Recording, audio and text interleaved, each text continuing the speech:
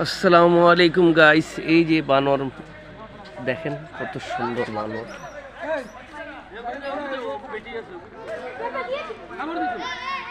এই যে সিংহ বানর, সিংহ বানর আপনারা দেখেন গাইস, খুব সুন্দর সিংহ বানর। এই যে সিংহ বানর দেখছেন কত সুন্দর সিংহ বানর।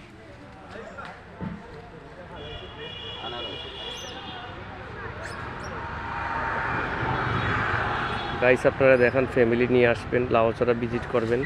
খুব সুন্দর সিংহ বানরটা দেখেন খাচ্ছে।